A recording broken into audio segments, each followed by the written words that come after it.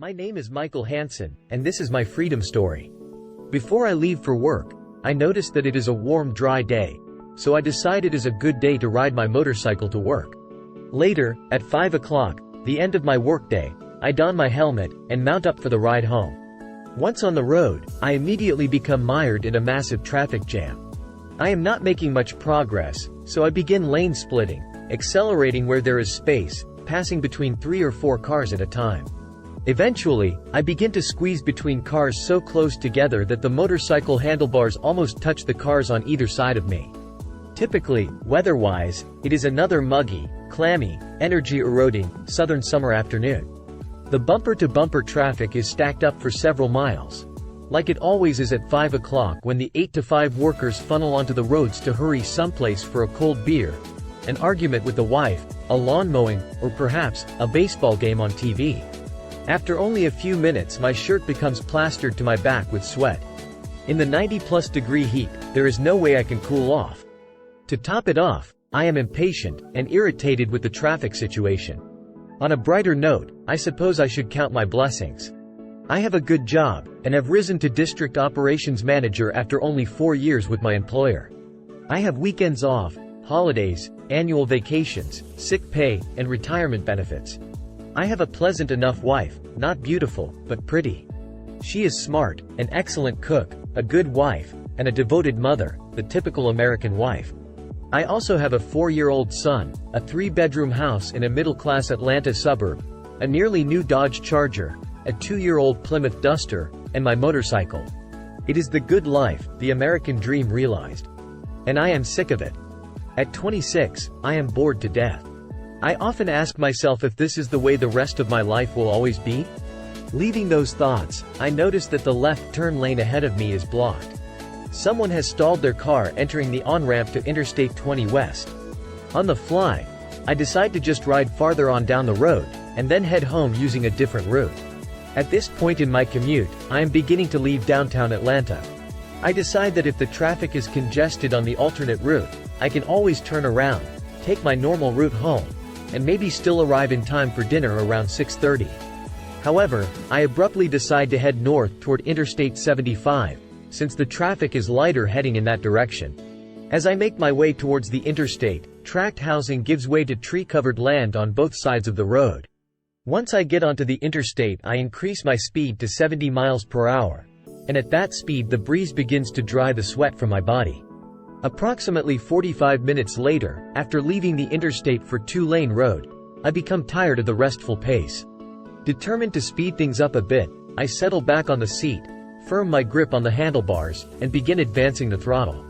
I always keep my motorcycle's engine in a sharp stage of tune, and it rewarded me for that effort with a powerful surge in speed.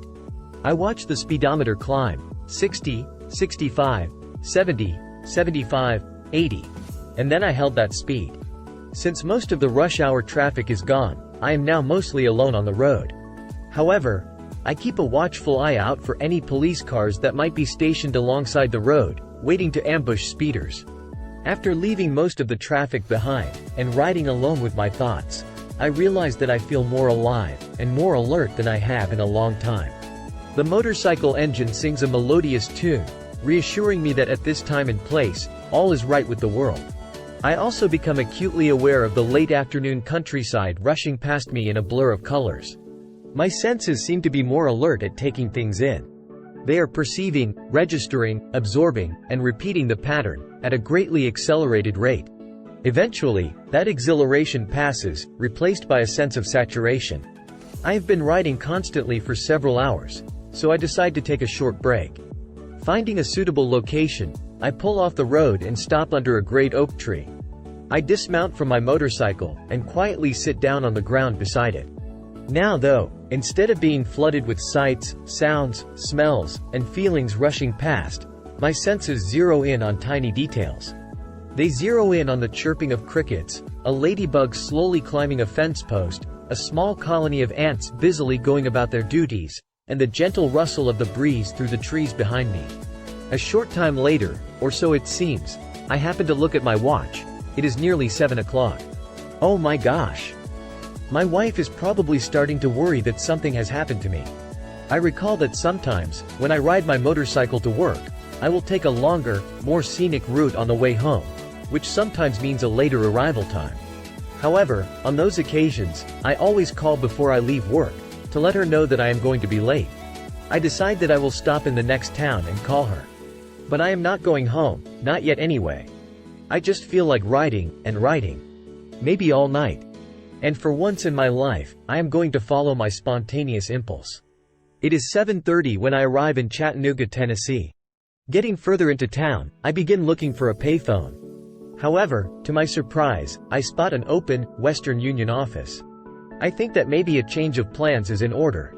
I decide that sending my wife a telegram is better, much better than calling her. By doing that, there will be no need for me to offer any explanations. There will be no questions for me to answer, and more importantly, no guilty feelings, by me, for my actions. I proceed to wheel the motorcycle around, and stop in front of the small office.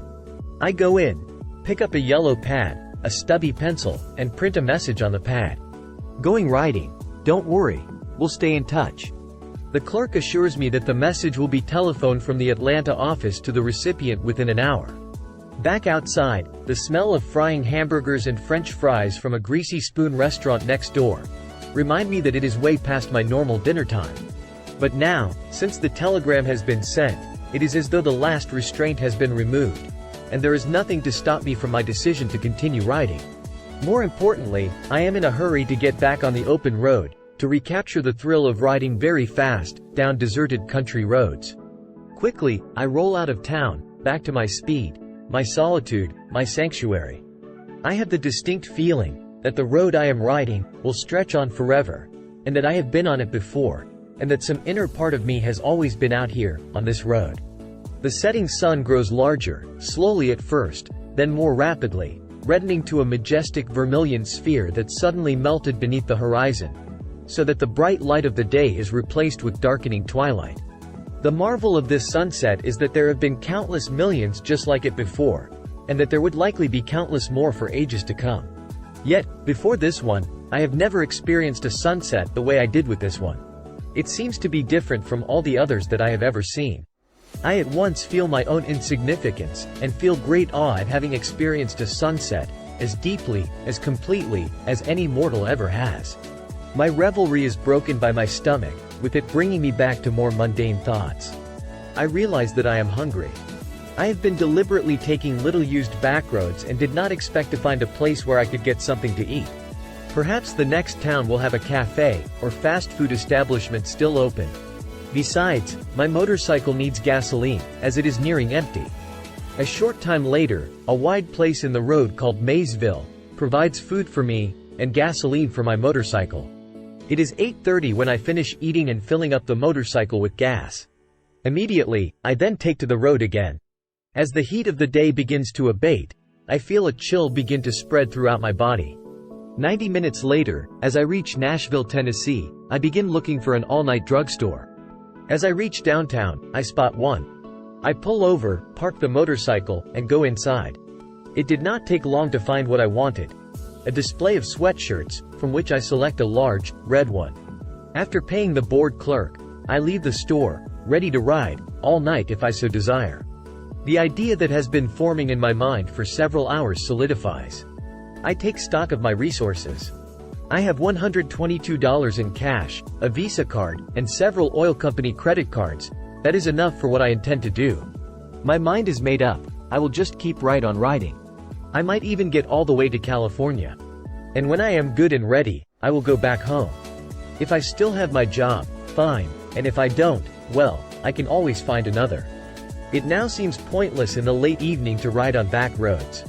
I cannot appreciate the scenery at night anyway, and at this hour, traffic on the main roads is light. Besides, now that I have made the decision to continue riding, I want to get as far west as I can, as quickly as I can.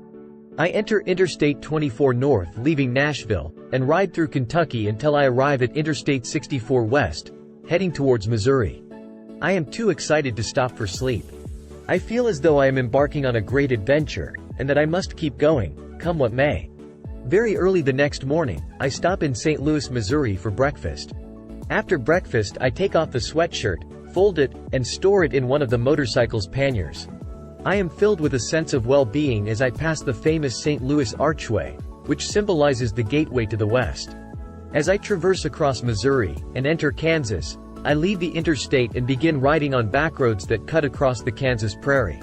The roads are surrounded with endless wheat fields, interspersed with rows of corn or herds of cattle.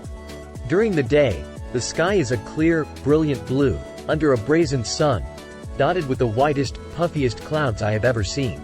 Riding alone, with just my thoughts for company, I remember my friends back at work, and know most likely, that I too will spend the better part of my life doing just what they are now doing.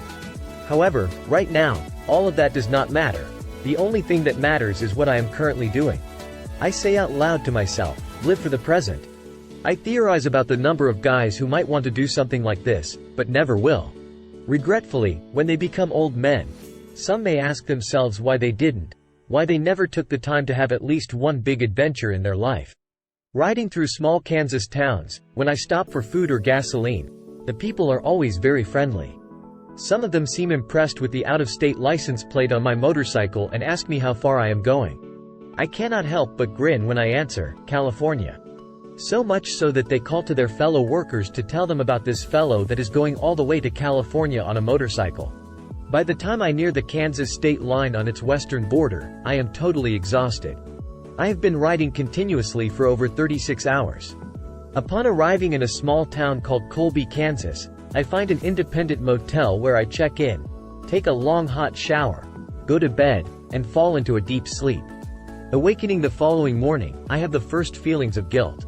I know that my wife is worried about me, and that I owe her an explanation, but how can I explain my impulsive actions to her? She will never understand, neither will my parents, or the folks back at work. I suppose that a lot of people will just never understand at all. Most of the people with no understanding have jelly for guts, and television sets for imagination. Regardless, I must tell her something other than I am just off somewhere riding my motorcycle. Over a leisurely breakfast, I compose a long message on a paper placemat provided by the restaurant, using a pencil I borrowed from a waitress. I will send it to her night letter, or day letter, or whatever Western Union calls it. I know doing that is a better alternative than calling her and attempting to offer an explanation. The message explains that I am riding to California, and that she should use our savings for living expenses until I get back. It also suggests that maybe she might think of an alibi for my absence to tell my employer. I also make it a priority to sympathetically say that I will one day make it up to her. I later admit, sheepishly to myself, that I was afraid to call her, afraid she would talk me into returning home. Getting back on my motorcycle, and continuing to ride, the prairie has gradually changed into hills, and the hills are changing into mountains. That evening, as I watch the sun set, it is behind the mile-high city of Denver, Colorado. I marvel at this sight, as it is my first time to witness the Rocky Mountains in person. I surmise that Denver is the only truly beautiful city that I have ever seen. For the first time in my life, I begin to consider the possibility of living someplace other than the Atlanta area where I grew up, and have lived most of my adult life. Later that evening, after checking into yet another motel, showering, and having a good meal, I decide to see what Denver's nightlife offers. When I pay for the meal, I ask the restaurant cashier for her recommendation on where to go for some relaxing entertainment. Her advice proves to be good. The place she tells me about has the greatest Dixieland music that I have ever heard. The people there are very friendly, and when they find out that I am traveling west by motorcycle, they treat me like a long-lost friend. Just before midnight, I walk outside to the parking lot, mount my motorcycle, and return to my motel room for a night of rest. The following day I ride considerably more slowly, stopping often to take in the panoramic views along the way. The grandeur of the Rocky Mountains surpasses everything I had expected it to be. At the Continental Divide, I watch tourists snap photo memories. I am happy to oblige when a family asks me to take their picture. Back on the motorcycle, as I approach the entrance to the Rocky Mountains National Park, I think, what is my hurry? I may never pass this way again. So why not stay a while? California could not be any more beautiful than this. Nothing could. As I ride through the park, I decide that I will buy a small tent, a sleeping bag, along with some groceries, and something to cook with. I excitedly tell myself that it will be fantastic to camp in the outdoors. I say to myself, I may never go back to work.